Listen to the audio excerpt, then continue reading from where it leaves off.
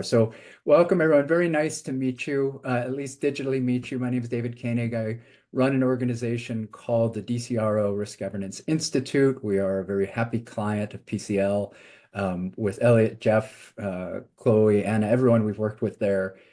We've had such a great relationship. And part of it is that I'll talk more about in my presentation because this notion of the psychology of risk, this is something that's been important to me since I started my career, which now is pretty close to 40 years ago. So with that, let me start my introduction. Start my presentation. I'm going to share my screen. We'll just make sure that it's showing up okay there before I get going. Yep, super. We can see it all. Good. Okay. So let me just make one quick change here so I can see what I'm about to say to you guys.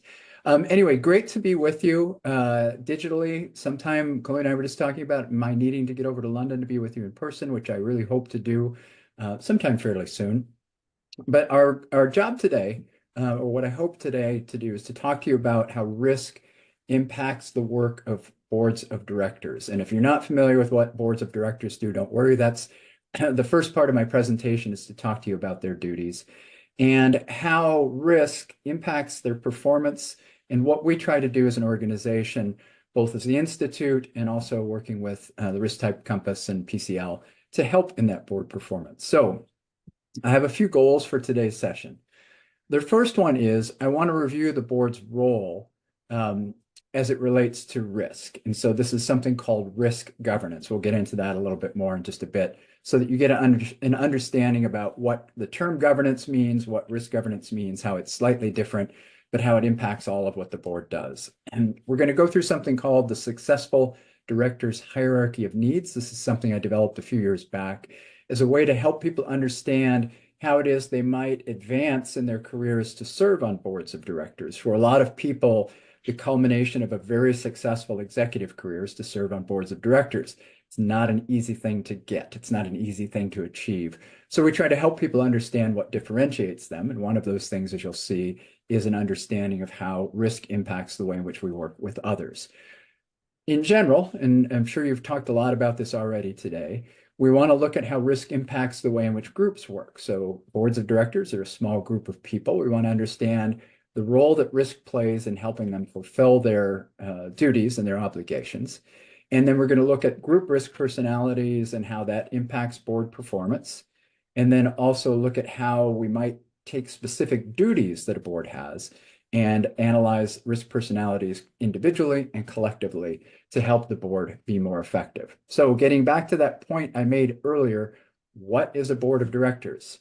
Now, a board of directors is a group that's appointed really as a representative. They're usually elected or appointed to represent the owners or the funders or the stakeholders of some organization. This can be a for-profit company, a nonprofit, it can be a government enterprise, it can be a neighborhood community, a housing association. There are all sorts of things that have boards of directors. But these are the first agents. So when we refer to an agent, we're talking about someone who has the responsibility of representing someone who's not present on a daily basis. So the owners of organizations, the funders of nonprofits are usually not there on a day-to-day basis. So they have agents who represent them. They're supposed to make sure that this organization is operating in their best interests, trying to create value as it's defined by the owners or ultimately by this board of directors. Well, boards of directors are also not there on a daily basis. So their job is to oversee what we call the management of an organization or the enterprise and how it runs. So the difference when we talk about governance versus management is that a board is setting this foundation, setting this infrastructure, making sure that it's running properly so that those who are there on a day-to-day basis are working to make the best outcome that they can in alignment with what the owners, funders, stakeholders have said is important to them. So that's their legal duty. They actually have a legal fiduciary duty in most places to do this well. So let's look at those a little bit more specifically. Usually in tandem with the management of the company, the board of directors will set the strategy and the goal for the organizations. These might be 1 year, 3 year, 5 year, 10-year objectives that are set. It's becoming more and more difficult to set those long-term objectives given all the disruption that's going on in the markets today, but that's something they're charged with doing. It is one of the primary tasks of a board of directors. But since they're not there on a day-to-day basis, they have to empower someone who is. And the main report to a board of directors from that management team is the chief executive officer. So they have three duties with the chief executive officer. One is to find the first one, right? To hire the chief executive officer. As soon as that chief executive officer is hired, it's to plan for the succession to the next chief executive officer. Now that could come about because people, have accidents or health things, something where they leave for a new job. Something that might be an emergency succession, or more likely something that's planned out over time so that we have smooth transitions in organizations. And then they have to evaluate whether the current chief executive officer is someone who's fulfilling their expectations. They're also responsible for overseeing the culture of an organization, whether that's in alignment with the values of the founders or the funders or the owners, compliance with rules and regulations, and really asking whether the operations of the organization, whether it's structured properly, to do its best job. So these are three main tasks that a board has that anyone who's outside looking in will analyze this for their effectiveness. Now, there are a couple of legal duties which are common across most economies, most Western legal systems. The first one is a duty of loyalty. This duty of loyalty means that board members are expected to represent the company's interests, not their personal interests.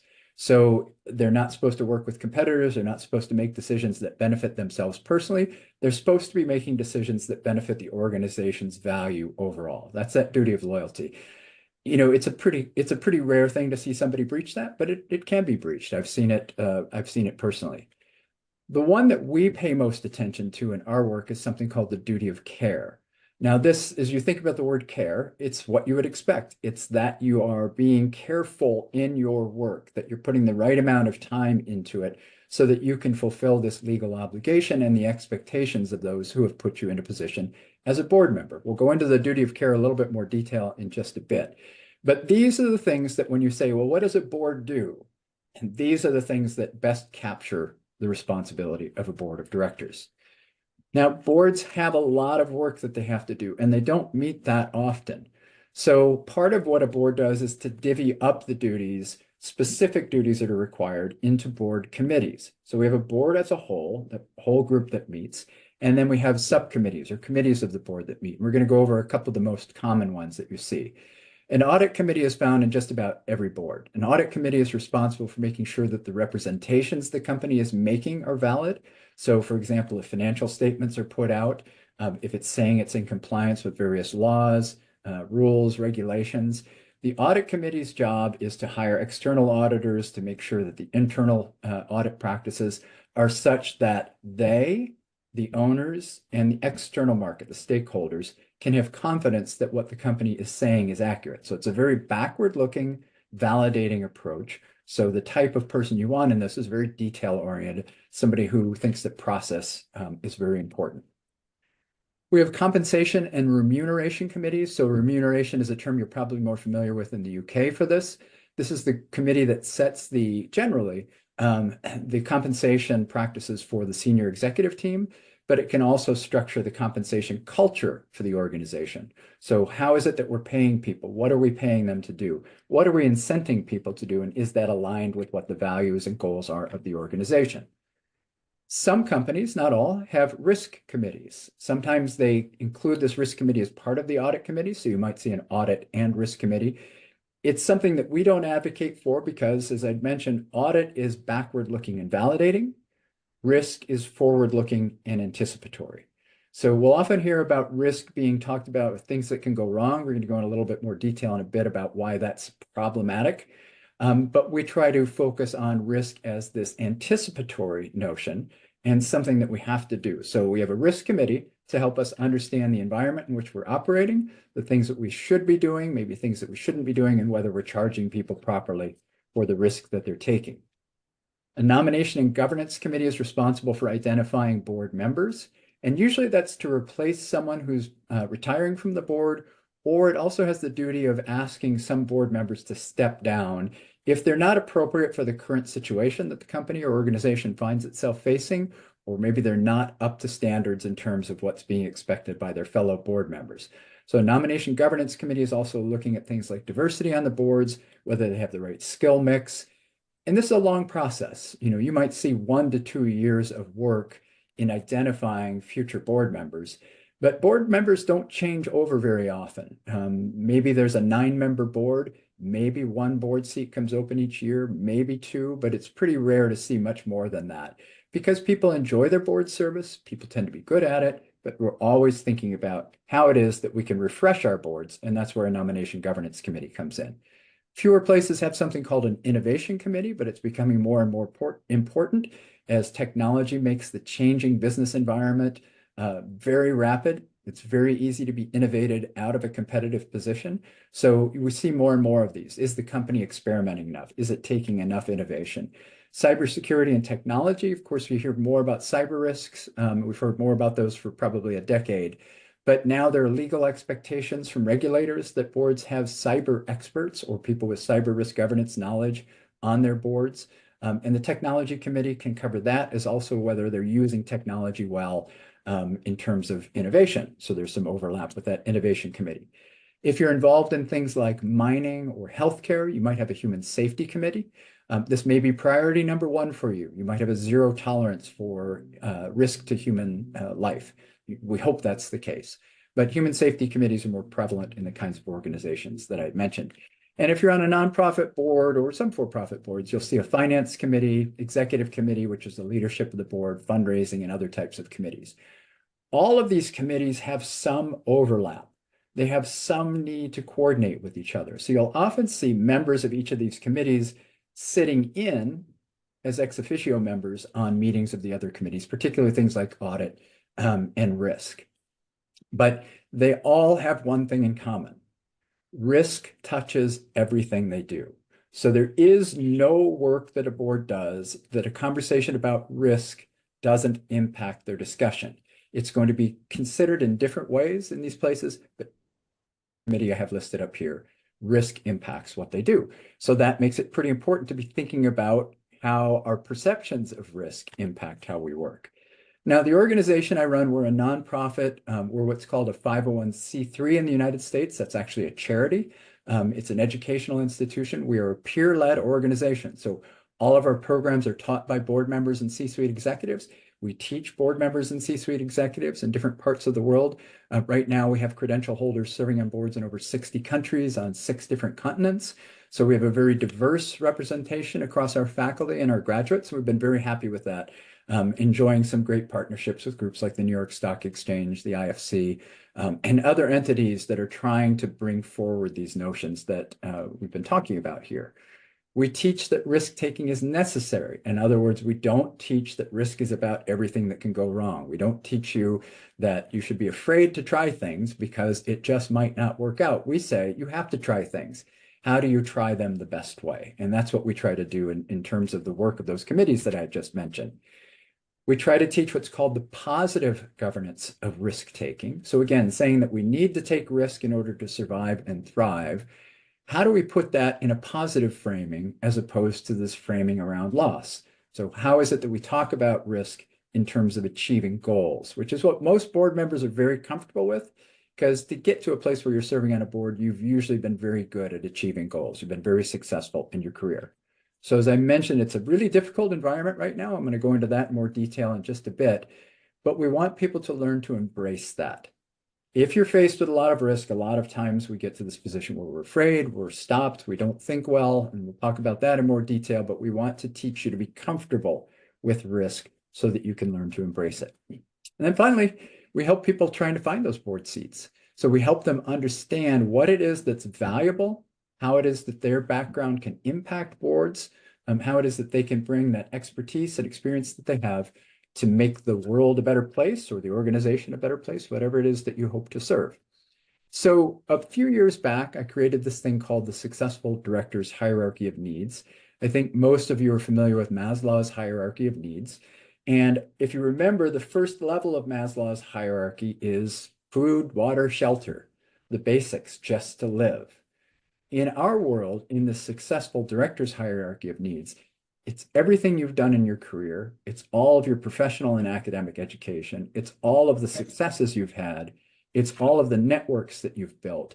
And if you can imagine, people who are thinking about serving on boards generally have been very successful in their work. they're sometimes surprised to learn that that's food, water, and shelter. That's the starting point. It's really difficult to be selected to serve on a board. So you have to start asking yourself, what else can I do to distinguish myself to get that role? And when I do have that role, what else can I do to be more effective in the boardroom? So we encourage people to do governance credentialing to teach them how boards work effectively. We have the qualified risk director designation. That's one way we help distinguish people. Then in the third level of this, we try to teach people or help people find resources to help them communicate what they can do to help with boards. But then I'll take you to the fourth level very quickly, which is what PCL works a lot on. And this is where our overlap with them has been very helpful. We want you to understand how to be emotionally intelligent in the boardroom. We want to help you understand your risk personality, the risk personalities of others in the room, how it's going to impact the way you can be effective in the boardroom, because it's really difficult to get in the boardroom. But once you're in, if your fellow board members respect you and enjoy working with you, they're going to recommend you for other boards. And so we want you to be effective in understanding things like how it is you're perceived by others or how it is that risk impacts you. Because again, remember, risk impacts every single thing a board does. We want you to understand how you can be more effective with that knowledge. So that's our successful director's hierarchy of needs. It doesn't really guarantee you're going to get a board seat. It's probably one of the most difficult things you'll ever try to pursue to get, but we hope that this helps. So now, governance, as I'd mentioned earlier, is what a board does. It's creating a framework. Management is what the CEO, the executives, and all the workers in the company do. Risk governance is slightly different. Risk governance focuses on this role of risk-taking. So I've already alluded to quite a bit of that in terms of how it impacts the different committees, how it is that we try to teach about this. But really, we're saying everything you do is about risk-taking. Regardless, I mean, it could be your decision where to eat dinner tonight. That's risk-taking. How do you create the environment for a whole organization of very different people with different goals, different objectives, different skill sets? How do you create the environment that they can be most effective at taking risk? And that's what we call risk governance. So a little bit different from corporate governance, which you may have heard as a term, because corporate governance tends to have more of the legal aspects to it. So that duty of care, duty of loyalty, the committee structures, all of those things. Risk governance is about creating an environment. So I often talk about organizations as complex adaptive systems or even living entities. This is about creating the environment in which that entity lives most effectively. Excuse me. So now I talked to you about earlier, this being a difficult environment. And if you look on the left of my screen, I would say it's fair to say that this is the most challenging environment that board members have ever faced in their careers. And most of these people are going to have worked 30 or 40 years. But I'll also say it's probably the easiest environment they're going to face the rest of their careers. So those of you in the room who are mid-career, earlier in your career, just know that if this stuff all seems challenging right now, it is. And just know that investing in what you're doing today is going to help you, because this environment is not going to get easier. It's going to be more difficult. So we're all facing big challenges. Now, some of those are the ones I have listed on this screen. Inflation, central bank policies, which you might remember were easing and tightening. Depends where you are in the world, what the level of inflation is that you're facing. It might be 2%, it might be 80%. There are more debts being taken on by different entities, financial institutions, corporations, governments. We're socializing risk more than we used to. Through the pandemic, we certainly socialize things, but we also see that with business failures. This is stuff that creates a different set of things that we're having to deal with strategically when we do that strategic planning. But as you guys know there, as you've just seen here in the US, as we see in different parts of the world, geopolitics is starting to play an even bigger role, particularly when you see dramatic whipsaw in political philosophies. I mean, in the US, I don't think we could have gone through a more dramatic whipsaw in political philosophies over the last 8 years, maybe even last 12 years. That makes it very difficult for people to do long-range planning. But we have things like the environment that are impacting geopolitics. As climate risk becomes more of an issue, and as we see it appear in our daily lives more, we recognize that it's impacting things like migration. We realize it's impacting our food supply. We know that it's exacerbating these geopolitical trends. The COP conference that just finished, there's $300 billion a year pledged, and a lot of countries said that's not enough. So this is stuff that makes it, again, harder for us all to be operating. And then we throw on top of that how quickly technology is changing. Not just ChatGPT when it came out, but quantum computing as we move to faster ways of communicating with each other. As we've seen in war, the use of drones. If you don't understand how complex adaptive systems work, what you're starting to see with this drone warfare is that kind of autonomous communication where there's adaptation taking place without human intervention. And AI is making that even more possible. So now we have these questions about skill obsolescence. Are people who are working in low-tech and high-tech jobs more likely to be replaced by these emerging technologies? And I can tell you, it's certainly not just low-skill jobs. I know of some PhDs who've been replaced recently by AIs. And that's pretty unsettling to people. So again, this human capital idea of not knowing what's certain about our future, not just individually, but as a corporation. Where is it that you're going to invest in human capital development, retention, recruitment? And how is that changing? Is there a difference? I have kids who are 24 and 22. Is there a difference culturally between how they view work and what people like my age view work? How do you handle that transition? And of course, we've gone through the pandemic, but part of the climate change exacerbation of some of these risks is that there are novel viruses and novel bacterias that are resistant to the treatments we have today that are emerging in more and more places.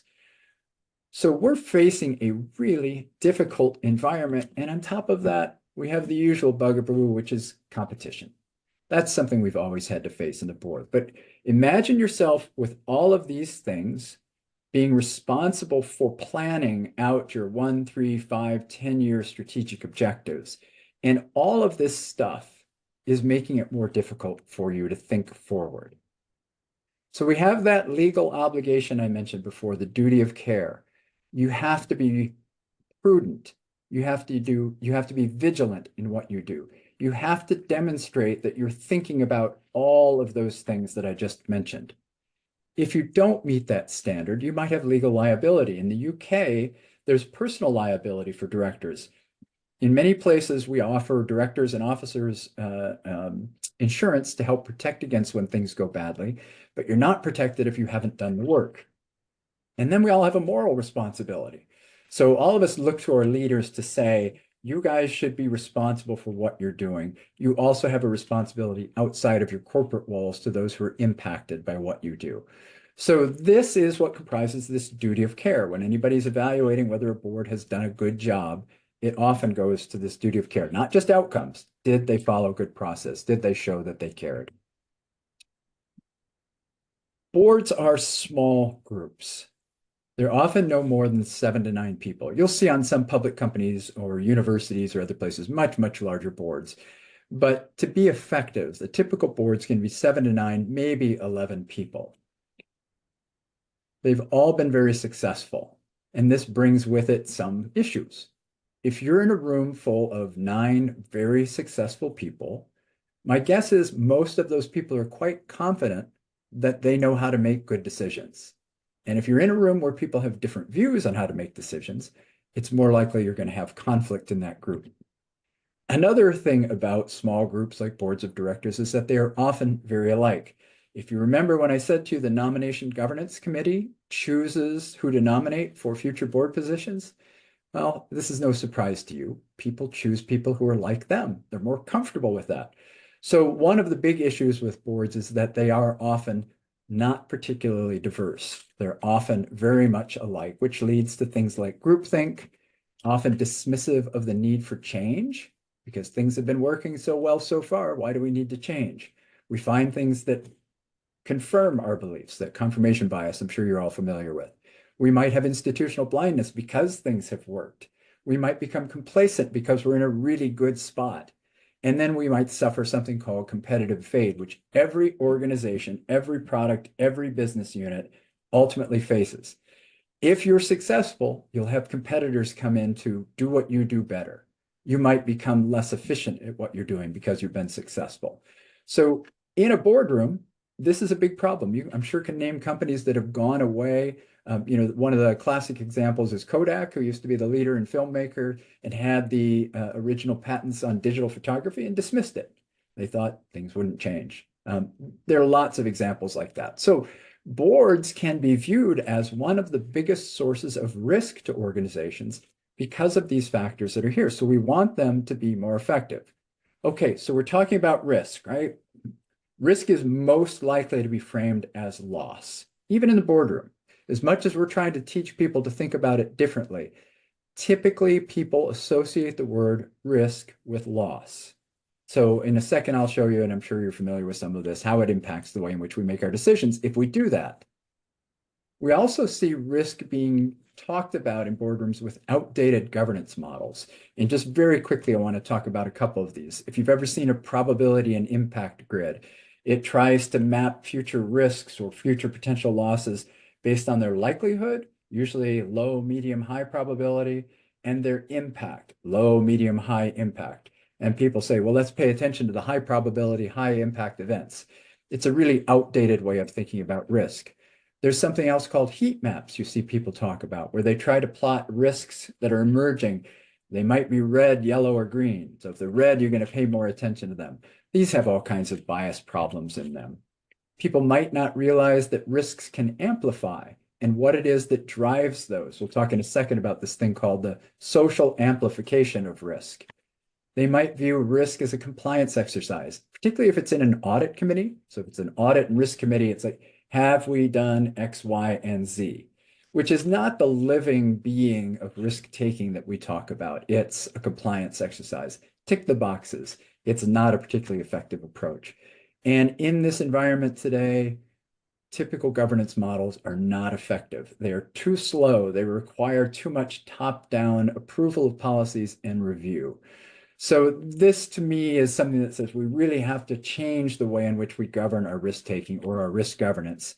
And oftentimes we ignore that our decision-making is impacted by risks and our risk personalities. So if it's necessary, I think this is information we want to have.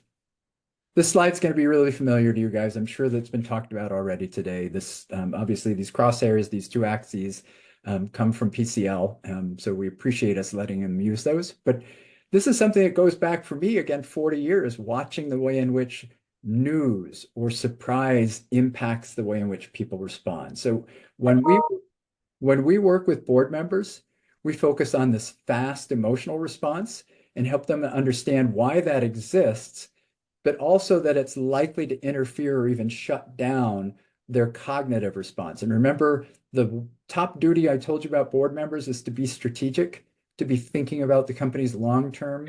And all of these risks that come at us are more likely to trigger that fast emotional response if we don't learn to embrace risk.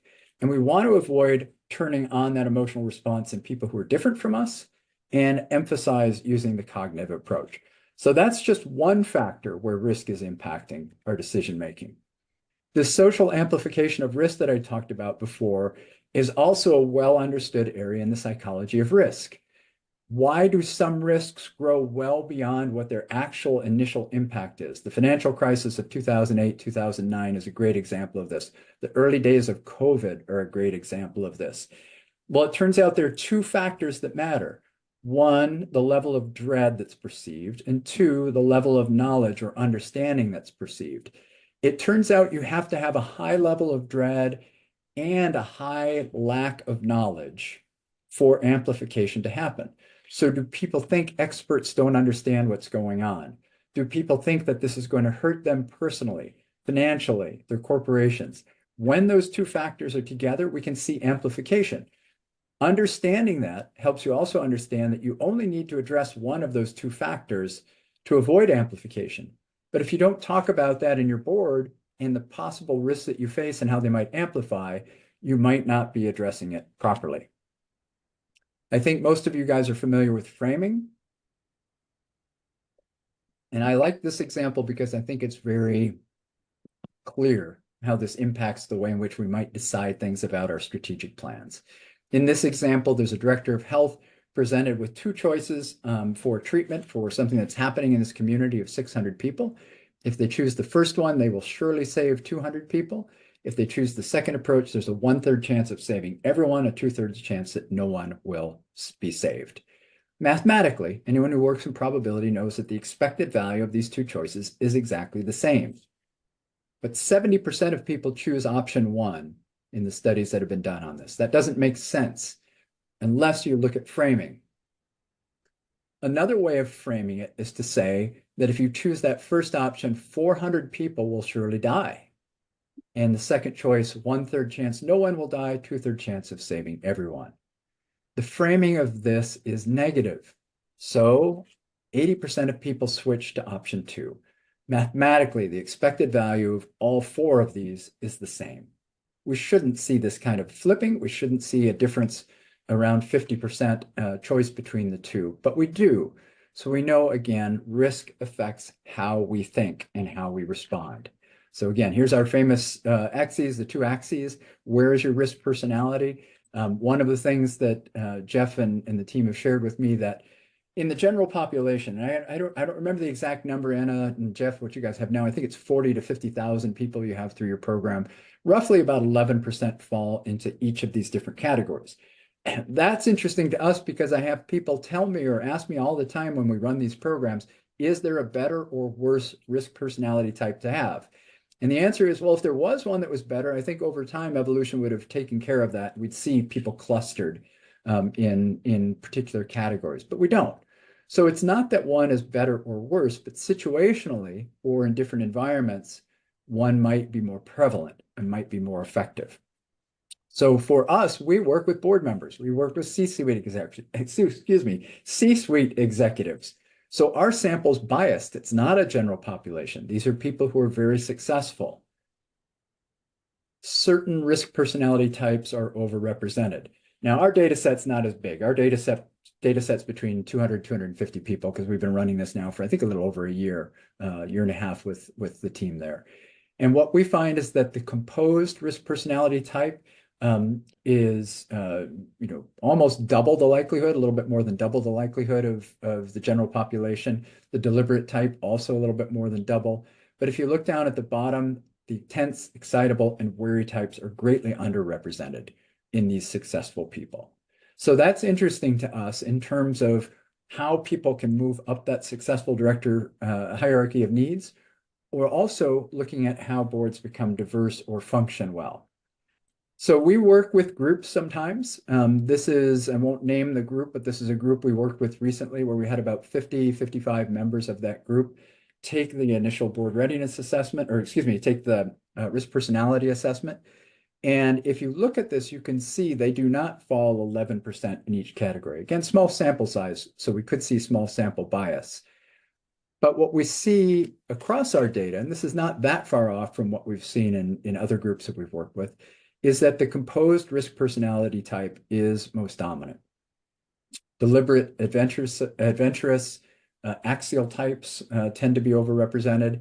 In this group, there were more excitable types than we've seen in our overall data set. But what we tend to see is that people in our C-suite board member database are drawn down on the scale of the emotional response, away from the intense response to the more composed response. They're in the middle on the cognitive approach, which I think is a good sign of some diversity on that. But we don't see them have intense emotional responses very often. When we look at this entire group, this one group that we were working with, the center of gravity for this group, so the collective risk personality of everybody in the room when we had this event, is composed right on the edge of the axial type.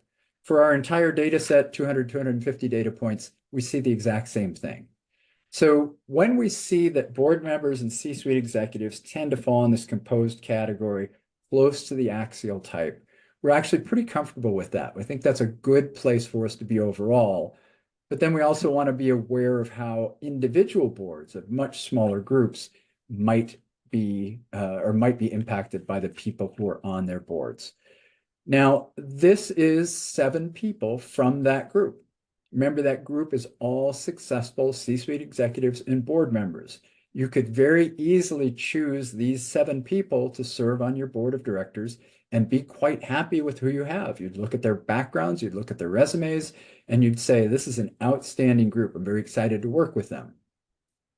But they also have a collective personality. So we have composed people like we would expect. We have an adventurous person here. We have 3 excitable people and an axial type. Overall, this group is carefree. Now, maybe that's what this organization wants.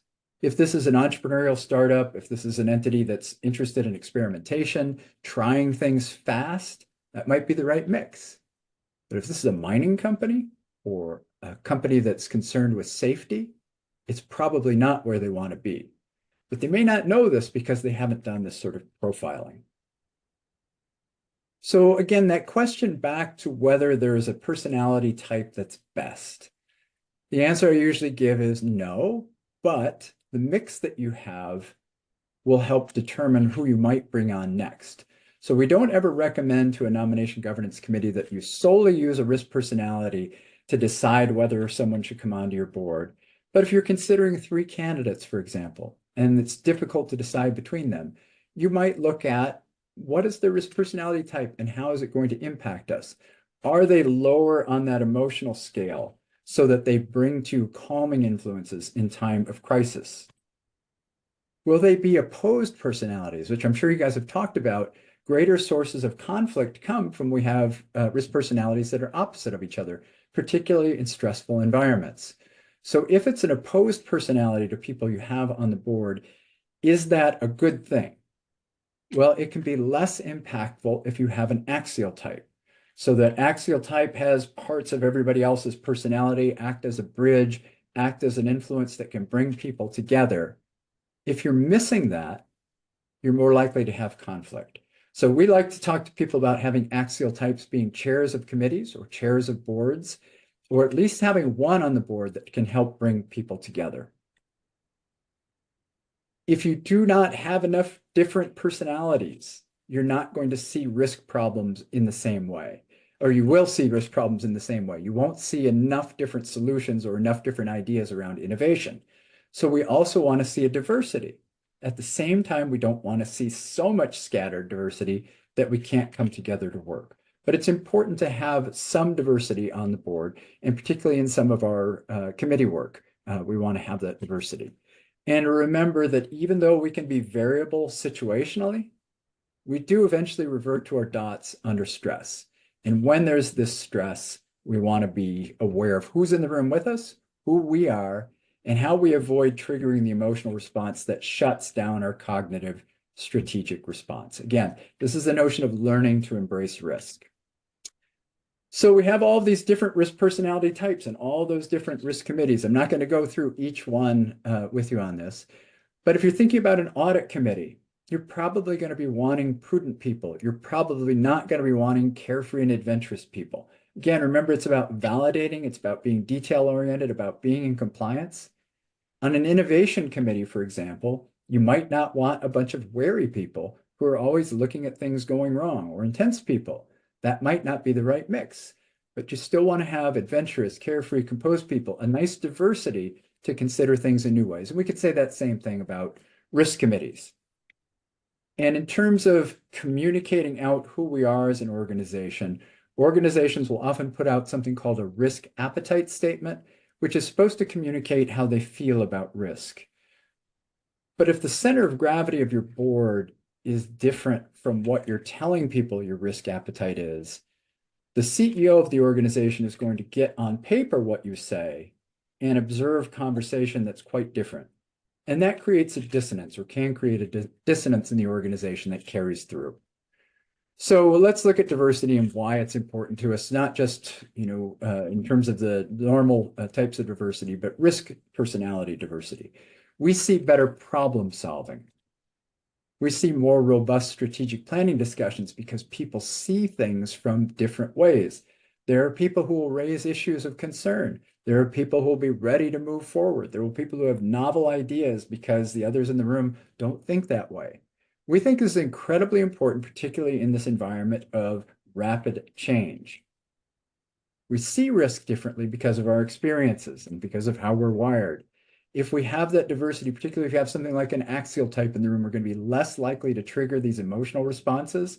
If we understand everyone else that's in the room and their different risk personality types, we can speak to them and address the concerns that they're likely to have, or in the case of somebody who's overly concerned, be welcoming of people who embrace risk-taking without the same level of apparent thought that they might have. And it's going to help us to reduce all those biases that I'd mentioned. So all of these things combined together make it more likely we can fulfill that duty of care, which ultimately, again, that's what a board's responsibility is, to care for the organization so that it's doing the best it can do to fulfill the goals of the organization, of the owners, of the founders, of the funders, whoever it might be. And as you guys know in the room, I'm sure risk personalities are almost always unknown. So Jeff, everybody on the team there, we're trying to do our part to make sure that the world understands the impact of these risk personalities. There's a long way to go. But again, there's nothing that touches board decision-making more than risk. So understanding these risk personalities is incredibly important. So with that, if you ever need to contact me, the slide, I think that Anna's going to share these with you. My contact information is there. The website for our organization is there if you want to learn more about what we're doing.